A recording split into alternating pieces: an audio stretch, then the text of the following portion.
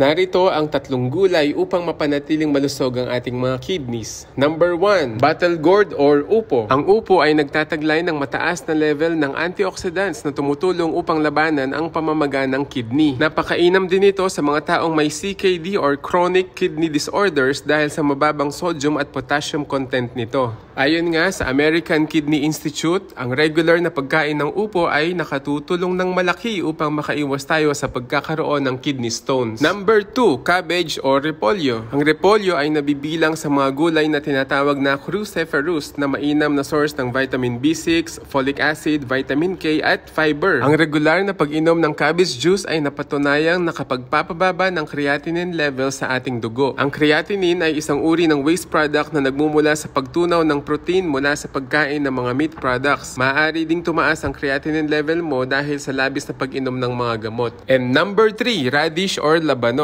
Ang labanos ay nagtataglay ng anthocyanin na siya namang tumutulong upang i-flush ang excess uric acid sa ating dugo. Ang isang tao na may mataas na uric acid ay nasa panganib na mag-develop ng gout na kadalasan naman ay nauuwi sa kidney disease kapag hindi naagapan. Yun po, God bless and happy gardening! Follow us for more! Isang magalang na hapon sa inyong lahat dahil tayo ay kukuha ng opo. Opo. Anong lulutuin natin dyan? Miswa. Ginisang upo with miswa. Yun. Yeah. Dinner natin yan. Ayun, no? Galing ng assistant. Yun. Ay, bigat. Bigat. Ilang kilo to? Mga 2.0. Yun. Lapit mo sa face mo para makita kung gaano kalaki. Ganda. Ganda din ang ating assistant. Masarap to. Very fresh. Sabi ko, maganda din ang ating assistant. Salamat. Sige na. Lutuin na natin.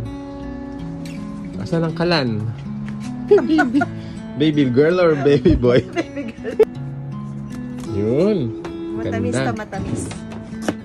Yan. Hindi na natanggal yun. Bawang. Bawang yan? Bawang yan sa atin. Nalagyan na natin yung miswa. Yun. Kumukulo na. Yun, o. Favorite namin yun ng bata kami.